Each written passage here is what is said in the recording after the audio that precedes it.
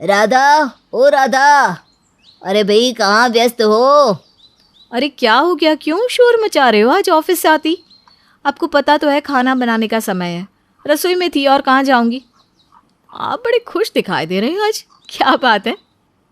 राधा, आज बड़ी जीजी का फोन आया था। कह रही थी 2 दिन बाद की ट्रेन से भोपाल आ रही हैं। अरे वाह, ये तो बड़ी अच्छी खबर सुनाई आपने। 1.5 साल हो गया जीजी से मिले हुए।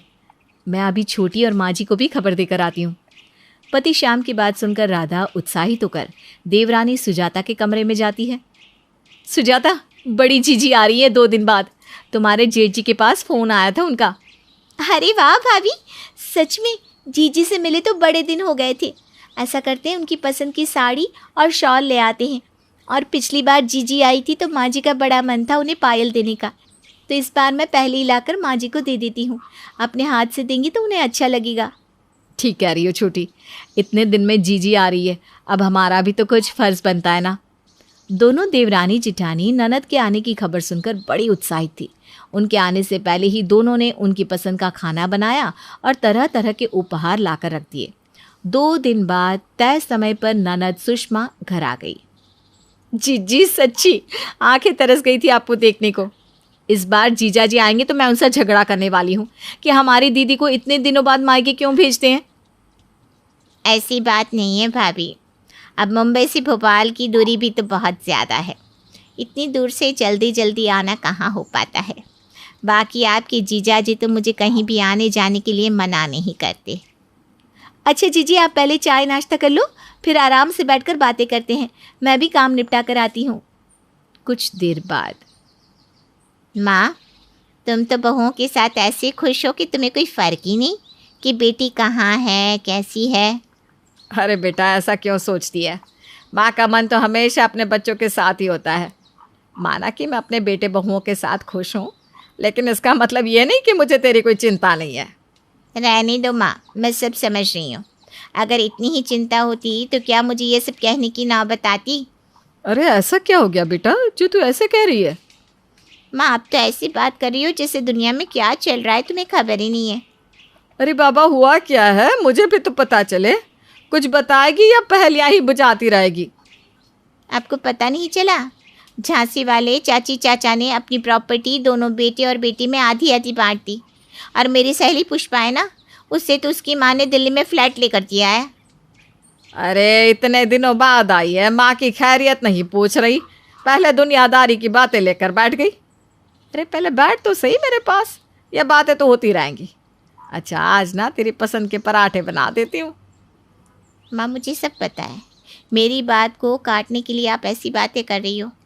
ऐसी बात नहीं है बेटा, माँ अपने बच्चों से एक समान प्यार करती है।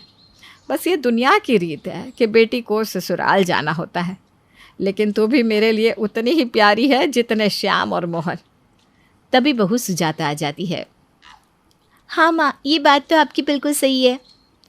जीजी, माना कि साल साल भर आप मायके नहीं आती, लेकिन ऐसा कोई मौका नहीं होता जब माँ जी और आपके भाई आपको याद ना करती हो। माँ तो अपने लिए कपड़े लेने जाती है तब भी हमेशा कहती है, सुषमा आती तो उसे भी दिला देती, उस पर चटक रंग फपते हैं। माँ जी, आपकी घुटनों में दर्द रहता है, आप रहने दीजिए। पराठे मैं बना कर खिला दूंगी जीजी को। आप जीजी को वो दिखाओ ना जो मंगवा कर रखा है। अरे हाँ, मैं तो बातों ही बातों में भूल ही गई थी कि तेरे लिए कुछ मंगवाया है मैंने। इतना कहकर माँ उठकर अपनी अलमारी से एक पैकेट निकाल कर लाती है। ये देख, ये तेरे लिए ना पायल बनवाई है, और ये सूट और साड़ी तेरी भाभीयों की तरफ से। अब ठंड आ गई है ना, तो छोटी एक शॉल भी ले आई। सच में जिस दिन से खबर मिली कि तू आ रही है, दोनों तैयारियों में लगी हुई है। बड़े भाग से ऐसी प्यार करने वाली भाभियाँ मिलती है, वरना हमारी भाभियाँ तो हमें मायके आया देख या तो अपने मायके भाग जाती थी या फिर मुंह बनाकर अपने कमरे में बंद हो जाती थी। माँ कृष्णा अपनी तरफ से बेटी को समझाने की पूरी कोशिश कर रही थी, लेकिन सुषमा के तेवर देखकर लग रहा था कि इस बार वो भाई भाभी और माँ से मिलने के लिए नहीं आई है, बल्कि उसके मन में कुछ और ही चल रहा है। 2 दिन तक कृष्णा देखती है कि सुषमा के तेवर कुछ ठीक नहीं है। वो भाभीयों से मिल रहे प्यार और सम्मान के बाद भी कुछ खास खुश नज़र नहीं आ रही थी। वो हर बार की तरह न तो माँ के पास बैठकर उनके सुख दुख पूछ रही थी और न ही भाभीयों के साथ उनकी हंसी ठिठोली की आवाज़ सुनाई पड़ रही थी। क्या बात है बेटा, तू आती थी तो घर की रौनक बदल जाती थी। रात के 11 बजे तक तुम तीनों ननद भाभीयों की हंसी की आवाज़ सुनाई पड़ती थी। इस बार तो तू जैसे सबसे कटी कटी सी लग रही है। मेरे पास भी नहीं बैठती, न जाने किस सोच में गुम है। घर पर सब ठीक तो है ना बेटा? दामाद जी और बच्चे सब ठीक है ना? माँ किसके पास बैठूं? आपसे अपने मन की बात कहने की कोशिश की तो थी, लेकिन आप बदले में अपनी बहुओं के गुण गिनाने लगी। सच्ची बात तो यह है माँ कि शादी के कुछ सालों बाद बेटी अपने मायके में मेहमान या बाहर वाली बन जाती है। न मेरा यहाँ कोई अधिकार है न अपना है, सब कुछ आपका और आपके बेटे बहुओं का है। गलती हुई जो मैं आ गई, अब से मैं भोपाल की शक्ल भी नहीं देखूंगी। अरे ये कैसी बात कर रही है? मुझे समझ में नहीं आ रहा, आखिर कष्ट क्या है तुझे? मायके में तुझे प्यार मिल रहा है, मान सम्मान मिल रहा है, लेकिन पता नहीं तुझे क्या चाहिए। माँ मुझे आपकी बहुओं के झूठे मान सम्मान की कोई ज़रूरत नहीं है। अगर सच में मैं इस घर की कुछ लगती हूँ तो मुझे भी इस घर का एक फ्लोर चाहिए। क्या कहा? तुझे एक फ्लोर दे दूँ तो हम सब कहाँ जाएंगे? माँ नीचे का फ्लोर मुझे चाहिए, आखिर पापा के मकान में बेटी का भी तो हिस्सा होता है ना। सुषमा की बात कमरे के बाहर खड़ी सुजाता के कान में भी पड़ जाती है। सुजाता तेज कदमों से जेठानी के कमरे में जाकर उन्हें भी सास के कमरे के बाहर ले आती है। भाभी जी जी करते हमारी ज़ुबान नहीं थकती थी। जी के लिए ये ले आओ, जी को वो बनाकर खिला दो, और देखो जी के मन में काला निकला। क्या बोल रही है छोटी? कैसी बात कर रही है? सही बोल रही हूँ भाभी, अपने कानों से सुना है। आपको भी वही सुनाने के लिए लाई हूँ। जी यहाँ हमसे मिलने नहीं आई, बल्कि मकान में अपना हिस्सा लेने आई हैं। क्या? हे भगवान, हमने ऐसी क्या कमी कर दी जो दीदी हमसे रिश्ता खत्म करके अपना हिस्सा मांग रही है? भाभी अभी भी आपको जी की ही पड़ी है? अरे अपने बच्चों का भविष्य सोचिए। इस छोटे से मकान में अलग अलग मंजिल पर रहकर हम अपना गुजारा कर रहे हैं। अगर इसमें से एक मंजिल दीदी ले लेंगी तो हम कहाँ जाएंगे? देख सुजाता, कानूनन तो उनका भी हक है इस घर में। हम इनकार करने वाले कौन होते हैं? बस ये तो आपसी संबंधों की बात है कि बेटियां हिस्से की जगह भाई भाभी का प्यार चुनना पसंद करती हैं। अब अगर उन्हें हिस्सा चाहिए तो हमें संतोष करना ही होगा। हाँ माँ जी दे दे जी को हिस्सा। फिर मुझसे उम्मीद ना करें कि मैं उनकी खातिरदारी करूँगी या लाड लड़ाऊँगी। अगर प्यार है ही नहीं तो दिखावा क्यों करना? मैं तो सुषमा जी को एक गिलास पानी भी नहीं देने वाली। सास का जवाब सुनने को दोनों बहू अधीर हुई जा रही थी, इसलिए सास के कमरे का दरवाज़ा खोलकर दोनों अंदर दाखिल हो जाती हैं। देख सुषमा, तेरी बात बिल्कुल सच है। मेरे 3 बच्चे हैं तो हर चीज़ के 3 हिस्से होने चाहिए। मैं कल ही वकील को बुलाकर सब कुछ 3 हिस्सों में बांट देती हूँ। बस मेरी एक शर्त है। शर्त? कैसी शर्त? शर्त यह है कि जायदाद के साथ सबको जिम्मेदारियाँ भी बराबर बराबर मिलेंगी। बोलो मंजूर? जिम्मेदारी मतलब? मैं भी सालों से भोपाल में रह रहकर परेशान हो गई हूँ।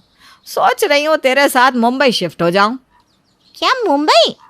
माँ आपको पता तो है मुंबई में पहले ही जगह की प्रॉब्लम है और महंगाई की तो पूछो ही मत। लेकिन बेटा अगर तू हिस्सा लेगी तो माँ की जिम्मेदारी भी तो उठानी होगी। और हाँ, मेरा ना चश्मा टूट गया है तो अब मुंबई में ही आँख टेस्ट करा के नया चश्मा बनवा लेंगे। और हर 6 महीने में ना मेरा हेल्थ चेकअप हुआ करता है तो वो भी लगे हाथ करवा देना। और मेरी बीपी शुगर की दवा का ना खास ध्यान रखना होगा, एक दिन की भी मिस ना होने पाए। माँ मैं तो बच्चों को छोड़कर बाहर जा ही नहीं पाती, और उन्हें कहाँ इतना समय मिलता है कि रोज़ रोज़ अस्पताल भागे। आपका इलाज भोपाल से चलता है तो आप आराम से यहाँ रहिए ना। भैया भाभी को आपकी दवाइयों का भी पता है, वो सब अच्छे से कर भी तो रहे। क्यों बेटा, बस सुनकर ही घबरा गई?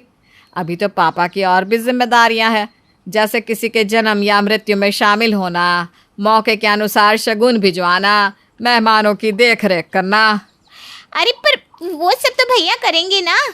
पापा के नाम जो भी न्योता आएगा उस पर भैया ही तो लेन देन करेंगे, मैं क्यों करूँगी? सुनने में अटपटा लगा ना बेटा? हाँ तो थोड़ा अजीब ही, लेकिन ये भी तो गलत है ना कि हक बेटी का और जिम्मेदारी बेटे की। अगर ज़माना बदल गया है तो बेटी भी तो बेटे का फ़र्ज़ निभाए। जैसे तू आज सामने से आकर अपना हिस्सा मांग रही है, वैसे कल को भैया भी तो जिम्मेदारी से पीछे हट सकता है, तब मैं कहाँ जाऊंगी। इसलिए बेटा हिस्सा चाहिए तो जिम्मेदारी तो लेनी पड़ेगी। माँ कृष्णा की बात सुषमा अच्छी तरह समझ गई थी। उसने कभी इस तरह सोचा ही नहीं था। ये बात तो उसके मन में कभी आई नहीं थी कि भैया अगर पापा के मकान में रहते हैं तो माँ की, पापा की सारी जिम्मेदारियाँ भी तो वही उठाते हैं। मुझे माफ़ कर दो माँ, मैंने गलती की आपसे ऐसी बात कहकर, लेकिन आपने सही समय पर सही सीख देकर मुझे सही रास्ता दिखा दिया। आप सही कहती हैं, मायके में मेरे भाभी के साथ संबंध बने रहे, इससे अच्छी बात और क्या हो सकती है। सांगसु का ये बदला रूप देखकर उसकी सास खुश हो जाती है, लेकिन ये खुशी ज़्यादा दिनों तक नहीं चलती। एक दिन सांगसु के कमरे से सास को उसके कमरे से भाग दौड़ की आवाज़ें आती हैं। वो जैसे ही कमरे में झांकती है, सांगसु छिपकली को पकड़कर खाने ही जा रही होती है कि तभी सास उसके कमरे में जाती है और कहती है, बहू ये क्या कर रही हो? तुम तो हमारी संस्कृति को अपना रही थी और ये क्या? सांगसु सास को सामने देखकर हैरान सी उसे देखती है और छिपकली मौका देखकर सांगसु के हाथ से निकल जाती है। चलो बाहर चलो, और अब तुम रसोई में नहीं जाओगी। मुझे तो लगा था तुम सुधर गई हो, लेकिन ऐसा नहीं है। नहीं मम्मी जी, मैं तो बस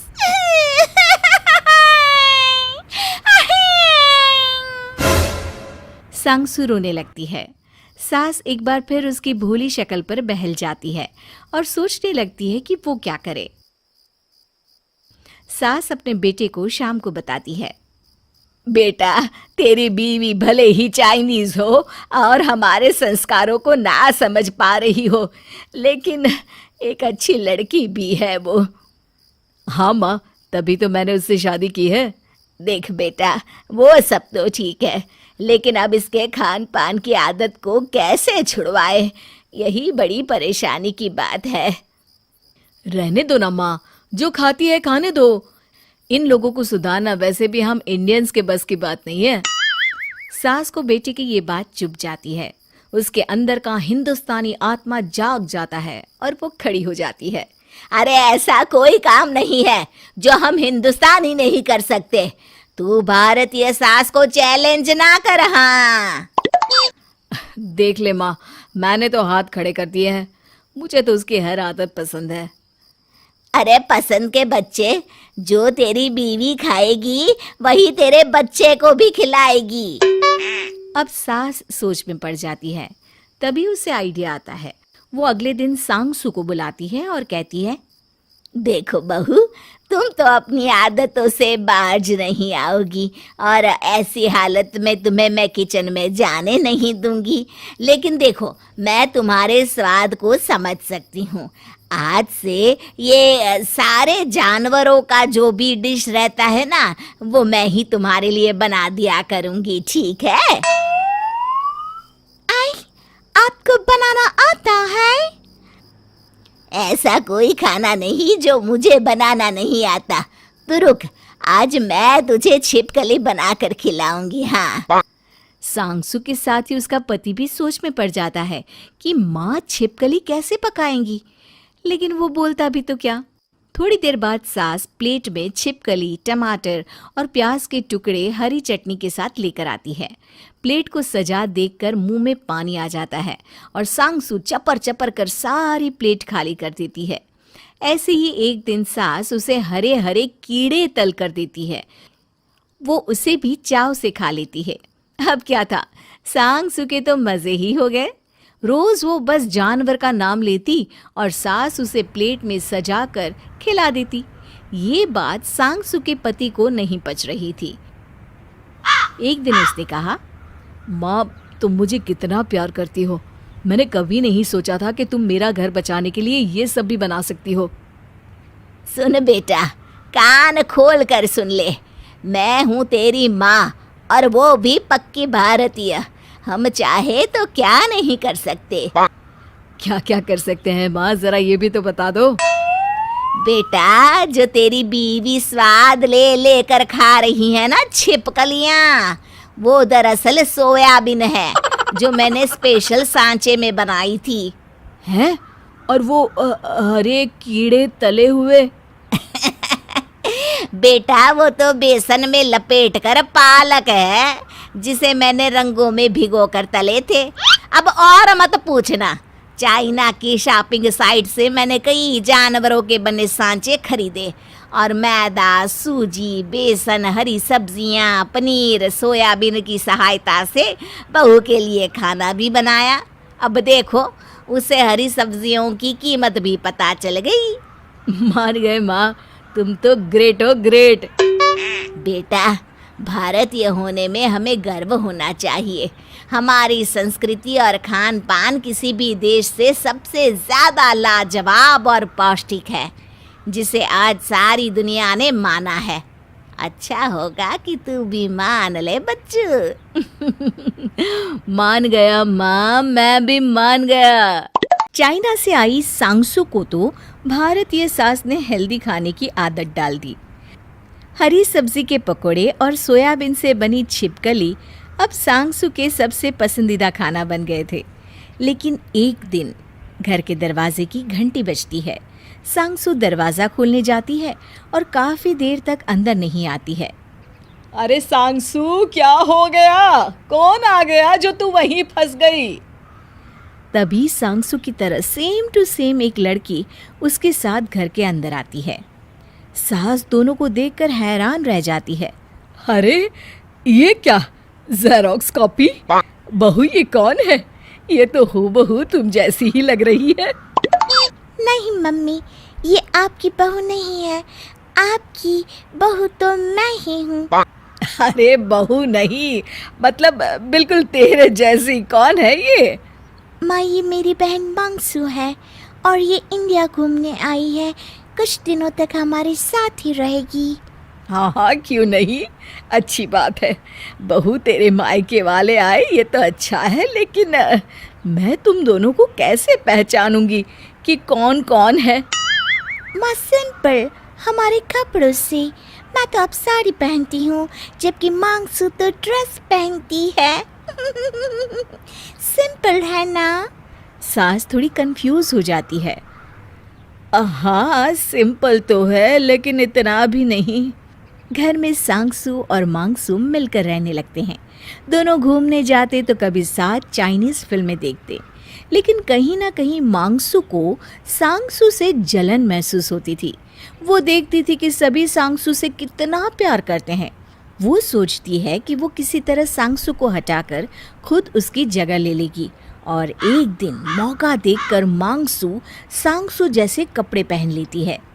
अरे बहू सांगसू, जरा चाय तो बना लाना।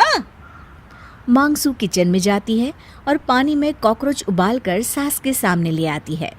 सास जैसे ही प्याली मुंह में लगाने को होती है, उसे कप के अंदर कॉकरोच तैरता हुआ नजर आ जाता है और वो जोर से चिल्ला देती है। अरे ये क्या, तुमने फिर से अपनी हरकतें शुरू कर दी? मांगसू, जिसने सांगसू जैसे ही कपड़े पहने थे, सास पर पूरी चाय फेंककर जोर जोर से हंसने लगती है। हे भगवान, ये क्या हो गया? अभी तो अच्छी खासी थी, इस पर चुड़ैल कैसे चढ़ गई? रुक, अभी तुझे ठीक करती हूँ। ये कहकर सास मांगसू के बाल पकड़ लेती है और जोर से पटक देती है। ओह सॉरी सॉरी आंटी जी। सास को मांगसू पर शक होता है, क्योंकि सांगसू उन्हें हमेशा माँ जी कहती थी। सास मांगसू को ध्यान से देखती है, लेकिन उसे पहचान नहीं पाती। अब आए दिन मांगसू सांगसू की सास को कभी पैर अड़ाकर गिरा देती, तो कभी उन्हें कमरे में बंद कर देती। वो सिर्फ ये चाहती कि किसी तरह सास सांगसू को घर से निकाल दे। लेकिन सास तो फिर सास ही थी। रात होते ही सास मांगसू के कमरे में चुपचाप जाती है और एक छोटा सा चूहा छोड़ देती है। Oh how tasty and fresh, मैं खाऊंगी इसे। ये बोलकर वो घुटने के बल बैठ चूहे का पीछा करती है। लेकिन उस चूहे का रिमोट कंट्रोल सास के हाथ में होता है। वो धीरे धीरे कर मांगसू को अपने कमरे तक ले आती है और जैसे ही मांगसू सास के कमरे में घुसती है, सास उसके ऊपर चादर डाल देती है और ज़ोर ज़ोर से डंडे मारने लगती है। चोर चोर, अरे मेरे कमरे में चोर आ गया, बचाओ, कोई बचाओ। ये सुनकर सांगसू और उसका पति भी वहां आ जाते हैं और चादर में लिपटी मांगसू को मारने लगते हैं। बहुत देर के बाद सांगसू का पति यानी कि बेटा बोलता है, अरे रुको माँ, अब इसे समझ में आ गया होगा कि ये चोर गलत घर में घुसा था। मैं अभी पुलिस को बुलाता हूँ। हाँ हाँ बेटा, इसे ये भी समझ में आ गया होगा कि गलत औरत से पंगा ले रहा था और अब तो ये जाएगा वहाँ जहाँ उसकी असली जगह है। इतना कहकर सास मांगसू के ऊपर से चादर हटा देती है। सामने मांगसू को देखकर सारे हैरान हो जाते हैं। सास भी हैरानी का नाटक करती है। अरे ओ बेटा मांगसू, तुम आधी रात को मेरे कमरे में क्या कर रही थी? मैं कुछ नहीं बताऊंगी, मुझे घर जाना है। I want to go China. I am sorry aunty ji. ये बोलकर मांगसू वहाँ से भाग जाती है और सास फिर खुद पर नाज करती है। सांगसू के पति को किसी काम से शहर से बाहर जाना पड़ जाता है। अच्छा सांगसू, मैं जा रहा हूँ, तुम मेरी माँ का ख्याल रखना। आप बिल्कुल चिंता मत करिए, मैं उनका ख्याल रखूंगी। तभी वहाँ सांगसू की सास आ जाती है। अरे हाँ, बड़े बड़ों का मैं ख्याल रख लेती हूँ, तू मेरी चिंता ना कर, जा और अच्छे से काम करना। सांगसू का पति चला जाता है, लेकिन उसी दिन रात से देश में लॉकडाउन हो जाता है और पूरा देश बंद हो जाता है, जिसके कारण वो घर वापस नहीं आ पाता है। अरे माँ, मैं अब घर वापस नहीं आ सकता हूँ, आप लोग अपना ख्याल रखना। क्यों, क्या हुआ बेटा? अरे माँ, चाइना से एक वायरस पूरी दुनिया में फैल गया है, जिस कारण कोई भी कहीं नहीं निकल सकता। टीवी खोलकर देखिए ना माँ। सास टीवी लगाती है और चाइना को कोसने लगती है। हाय रे हाय, मरे मुए छोटी आंख वाले, पूरा देश बंद करवा कर छोड़ा। हाय रे हाय। क्या हुआ मम्मी जी, किसकी आँख छोटी हो गई? अरे तुम चाइना वालों की। तो इसमें रोने की क्या बात है, मस्करा लगाकर बड़ा कर लेते हैं। अरे मस्करा लगा या मस्का लगा, देश तो बंद हो ही गया ना। हाँ मम्मी जी, मैंने भी सुना। हैं बहू, ये बता, सुना चाइना वाले चिंपैंजी और चमगादड़ भी खा लेते हैं? वो लोग खाते हैं मम्मी जी, लेकिन आपकी बहू बनने के बाद से तो मैं अंडा भी नहीं खाती। हे भगवान, कैसे हैं ये चाइना वाले, आग लगे चाइना को। सांगसू को सास की बात बुरी लग जाती है। मम्मी जी, ऐसा क्यों बोल रही है? वहाँ मेरा भी घर और मम्मी पापा है, और गलती किसकी है ये हम नहीं जानते हैं ना। अच्छा अच्छा, चल ठीक है, चल झोला ला कर दे, मैं बाहर से दूध लेकर आती हूँ। नहीं नहीं मम्मी जी, आप नहीं जाएंगी। ओल्ड एज के लोगों को ये बीमारी जल्दी पकड़ लेती है, मोटी जी ने कहा है। हैं? कौन मोटी? वो मिश्राइन? वो बड़ी जवान है जो मुझे बुजुर्ग बोल रही है। अरे नहीं नहीं मम्मी जी, वो नहीं। अरे फिर कौन मोटी? वैसे तू बड़ी भोली है बहू, जो मोटी के आगे भी जी लगा रही है।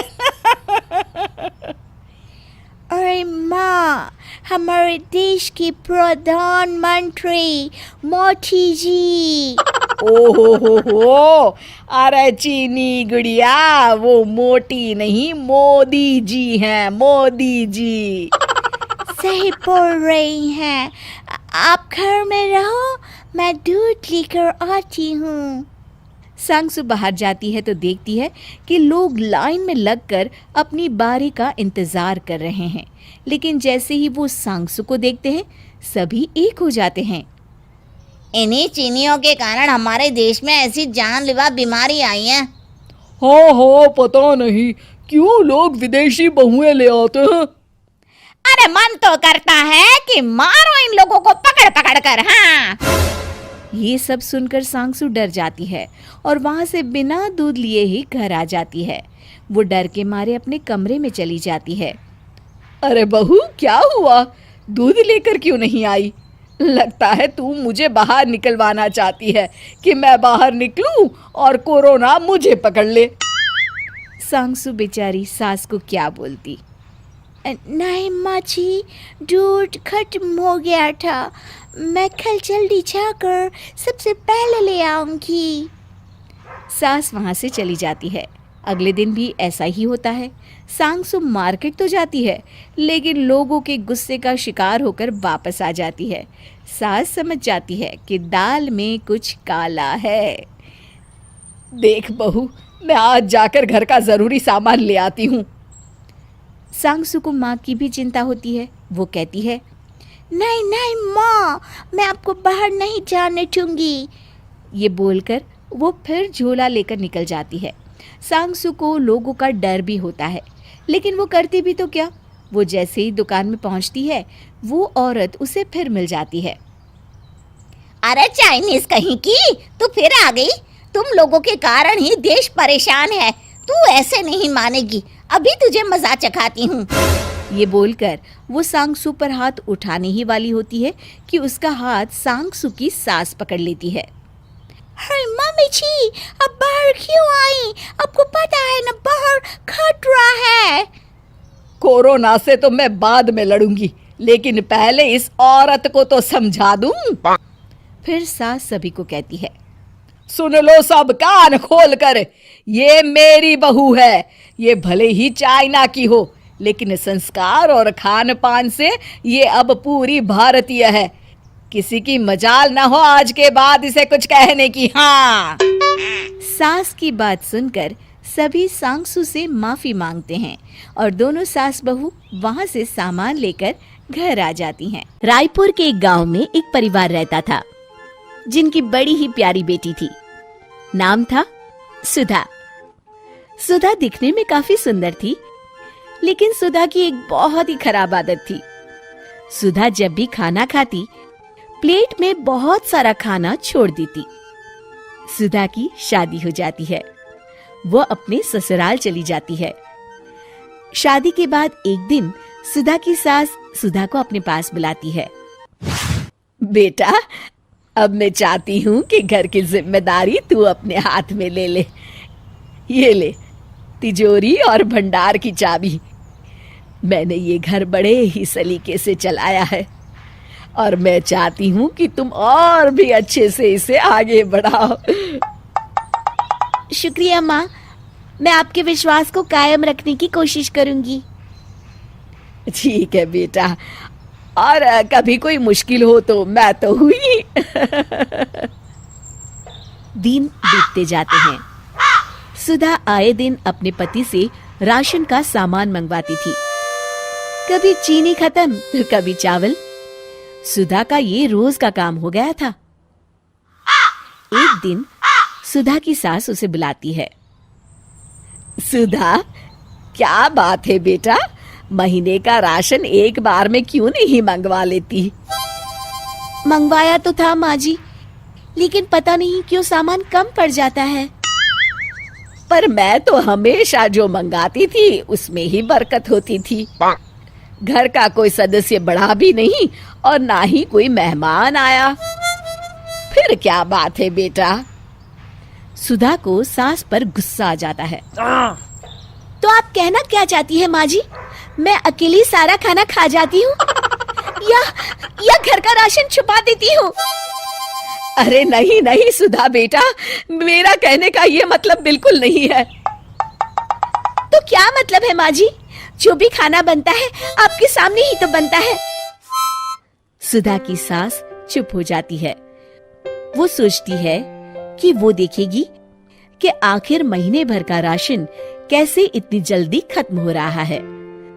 सुधा की सास कुछ दिन किसी न किसी बहाने से रसोई में जाती तो देखती कि बहुत सा बना हुआ खाना फ्रिज में पड़ा है, तो कुछ जानवरों के खाने के लिए। वो समझ जाती है कि घर में जरूरत से ज्यादा खाना बनता है। सुधा की सास मन में सोचती है, तभी मैं सोचूं राशन कहाँ जा रहा है। सुधा को अन्न की कीमत का अंदाजा ही नहीं है, उसे यह एहसास दिलाना ही होगा। अगली सुबह सुधा की सास उसे बुलाती है। जी माँ जी, आपने मुझे बुलाया, कोई खास काम? हाँ सुधा, दरअसल मुझे अपनी पुरानी काम वाली से मिलने जाना है। उसके बच्चे की तबीयत काफी खराब है।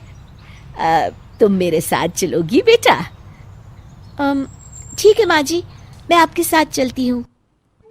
सुधा और उसकी सास कामवाली से मिलने गरीबों की बस्ती में जाते हैं।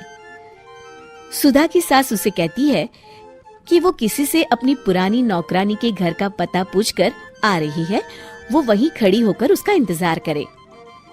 सुधा एक झोपड़ी के सामने खड़ी हो जाती है और अंदर देखने लगती है। झोपड़ी के अंदर का दृश्य देखती है। एक गरीब औरत का बच्चा भूख से रो रहा होता है। चुप हो जा बेटा, मैं देखती हूँ तेरे लिए कुछ खाने को है कि नहीं। छोटे से रसोई घर के सारे डब्बे खोलकर वो देखती है, लेकिन सारे के सारे ही खाली होते हैं। ओह, घर में तो अन्न का एक दाना भी नहीं है। हे भगवान, किसी को तो इतना देता है कि वो अन्न को नाली में बहा देते हैं, और मेरे पास इतना भी नहीं कि मैं अपने बच्चे का खाली पेट भर पाऊं। ये देखकर बाहर खड़ी सुधा की आंख में आंसू आ जाते हैं। तभी उसकी सास उसके पास आती है। चलो सुधा, उस नौकरानी के घर का पता मिल गया। दोनों साथ में नौकरानी के घर जाते हैं, जहाँ उसका बच्चा पलंग में बीमार पड़ा होता है। अरे किशोरी, क्या हुआ तेरे बच्चे को? क्या बताए मालकिन, डॉक्टर को दिखाया था।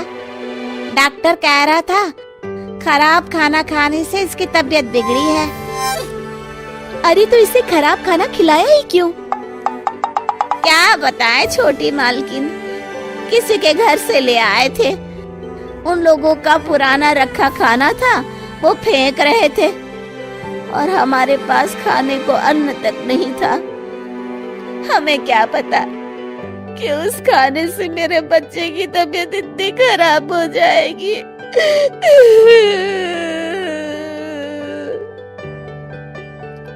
इतना कहकर किशोरी जोर जोर से रोने लगती है। सुधा ये सुनकर और भी परेशान हो जाती है और माँ जी को वहां से चलने के लिए कहती है। घर आकर सुधा माँ को पकड़कर रोने लगती है। क्या हुआ सुधा, तुम रो क्यों रही हो बेटा? सब ठीक है ना? नहीं माँ जी, मुझे माफ कर दीजिए। आप सही कहती थी कि अन्न की क्या कीमत होती है।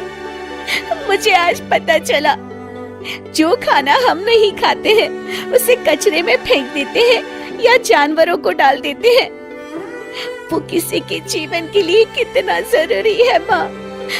माँ, आज के बाद अन्न का एक दाना भी बर्बाद नहीं होने दूंगी मैं। बेटा, तूने जीवन में आज सबसे बड़ी बात जान ली है। मेरे लिए ये बहुत ही खुशी की बात है बेटा। शिक्षा अन्न है अनमोल।